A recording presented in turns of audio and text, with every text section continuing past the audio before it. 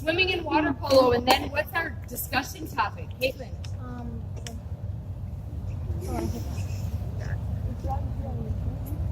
Drugs and alcohol prevention, okay?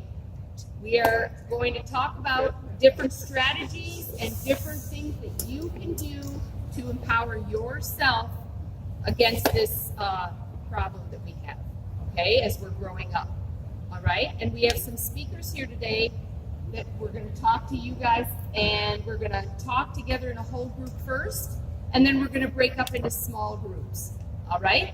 So if you guys want to take it away. Okay. Great. Thank you guys for having us. I'm Carolyn. I went to King Lab, which is now known as King Arts, many years ago. This is my friend Megan, who also went to King Lab, and this is my brother Carl, who you went to shoot, right? I went to shoot, but I went to King Lab through 5th grade. Me too, and then I went to Haven. Yeah. Any shoot people here?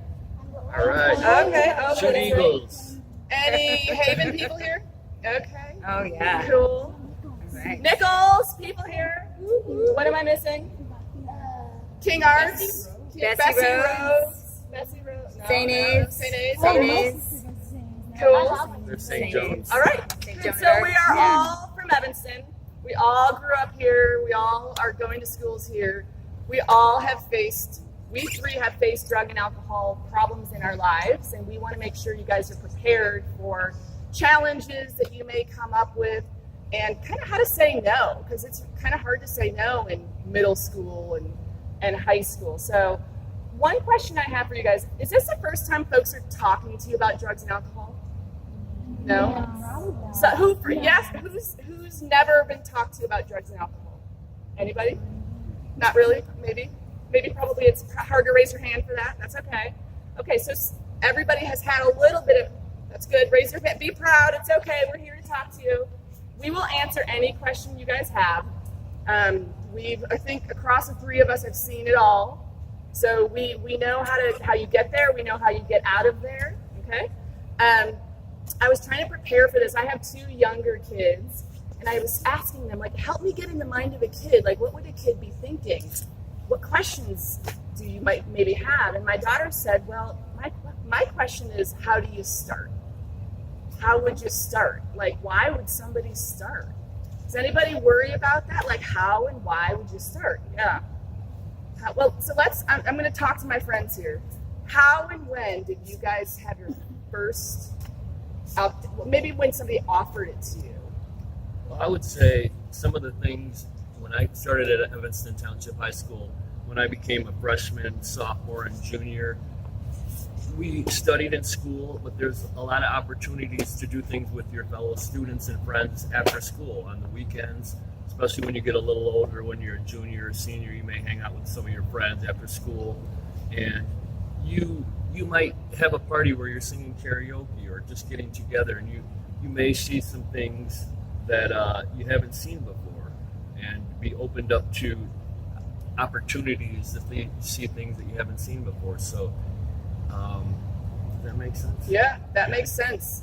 I remember for me I was kind of that kid that was like always studied really hard. I wasn't invited to those parties, actually. I was like the one that like did all the studying, and then I was like, I'm kind of curious about this. So one of my girlfriends and I were like, well, let's try it. And that's a really risky thing to do. Try something you have no idea. Like, that's really risky behavior. And so I got really sick that day. And so we want to talk about risky behaviors too. Like, how do you know when you're doing something you feel kind of, yeah.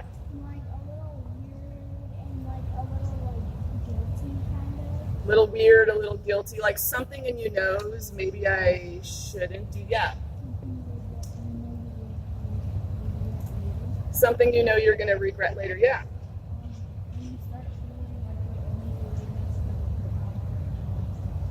Right. Megan, what is mind repeating what yeah. you say so that everybody can hear? Or Mahara, do you mind saying it a little bit louder? Yeah. When you start feeling like you're not doing it because you want to, but you're doing it because other people want you to do it. Right. Sure. So peer pressure. You're talking about peer pressure, right? Like, Maybe you do it because you want to feel cool. Maybe you do it because you want to be with those friends. Maybe. Megan, what was your first exposure? My first exposure was in 7th grade, and it was an older kid, and started smoking pot, and it was just the two of us, and I wanted her to like me so bad, and I was like, oh my God, I'm getting invited into this thing, and I didn't know how to handle it at all. And I remember feeling afterwards really guilty and like I'd done something really bad, but at the same time I was so excited that this girl wanted to hang out with me, so that I figured that was the only way. If I'd said no, she'd be like, all right, I'm out of here, and I wouldn't have her as a friend. So I remember very vividly. Did you have your hand up? You had a question? Well, you could also like feel like different, like you're like, I've never done this before, and like you kind of do something that you've never felt before, and sometimes it might worry you, or you might like feel weird afterwards. Yeah, she's saying sometimes you might feel like, oh, I've never done this before, and maybe you're a little bit worried, right? Yeah. I think one of the things I wanted to say about this, what you were saying, is you're in a situation where you might want to do something because your other friends are doing it. Some of the things I found out when I was in high school is to pick the friends that are winners. You want to pick the friends that you know are on the right path, that are going to school or into sports, are following what the teachers say, are good children to their parents. You want to surround yourself with people that are focusing on education, that you know are your good friends and are out for the best. They're looking out for the best for you. And you want to stick with winners. You want to stick with people that are here today. You want to stick with people that are focusing on school. And, you want to have a good plan on what are you going to do after school when you get more free time. Who are you going to hang out with? Who are the friends that you're sitting next to that are going to benefit you in life? And stay with the winners. You're going to meet a lot of people when you come to a big school like this. There's 4,000 people here. You're going to see so many people. You're going to have a lot of choices, and you want to stick with the winners, like people that are here today.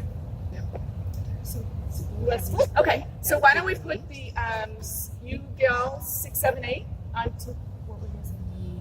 Yes, I was thinking maybe I would just take these guys and go to the other side. Okay, all right. And then these guys can stay here. Okay, Okay. all right. All right. So you guys,